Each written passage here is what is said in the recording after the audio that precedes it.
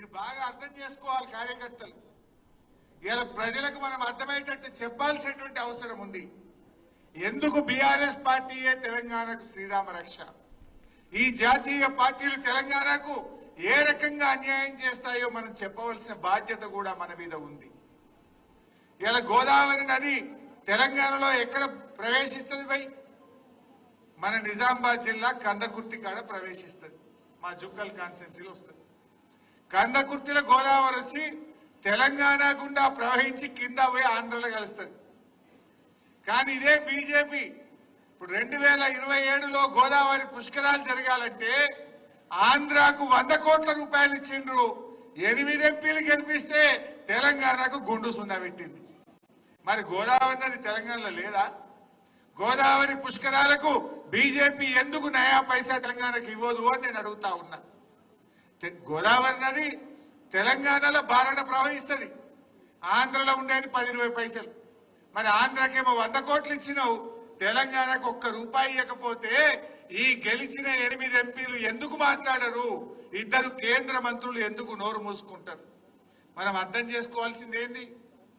ఆంధ్రప్రదేశ్ లో తెలుగుదేశం పార్టీ గెలిచింది కనుక, రీజనల్ పార్టీ ఒక ఉండి కనుక వాళ్ళ చేతిలో ఎంపీలు ఉంటే ఢిల్లీలో మెడలు వచ్చి పైసలు తెచ్చుకున్నారు.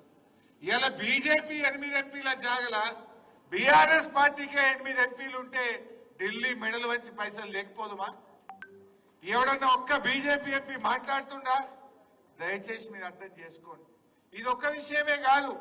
157 ప్రభుత్వ మెడికల్ కాలేజీలు కేంద్ర ప్రభుత్వం ఈ దేశంలో ఇచ్చిండ్రు. తెలంగాణకు ఒక్కటన్నా ఇచ్చిండ్రా?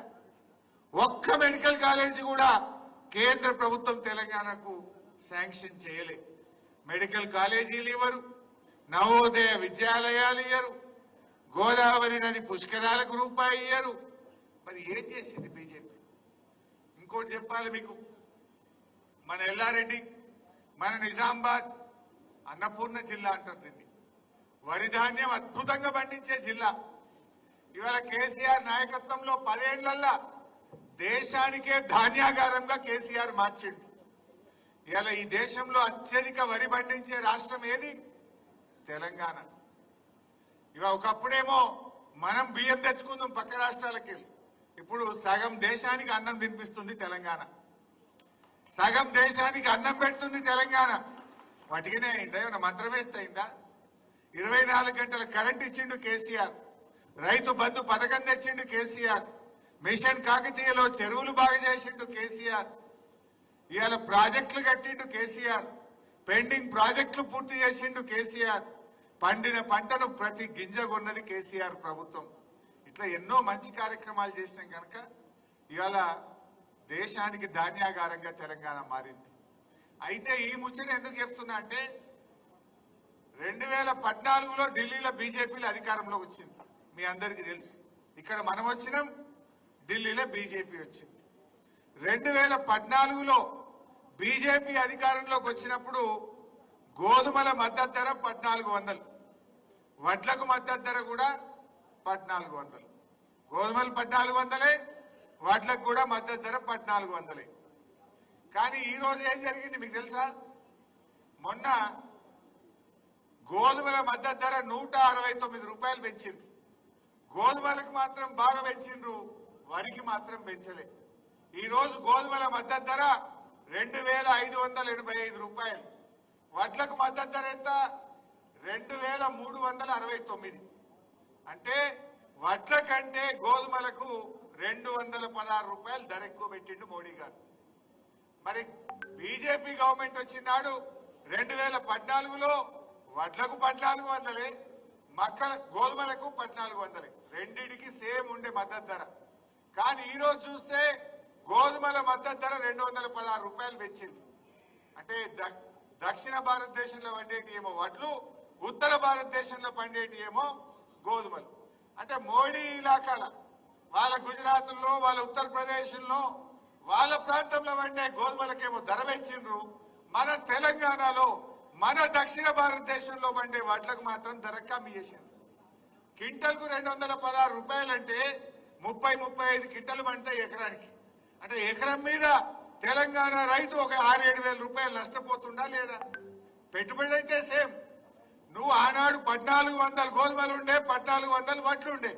ఇప్పుడు కూడా అదే ధర ఇచ్చుంటే మా తెలంగాణ రైతుకు ఎకరానికి 6-7 వేల రూపాయల లాభం వచ్చునా రాకపోనా?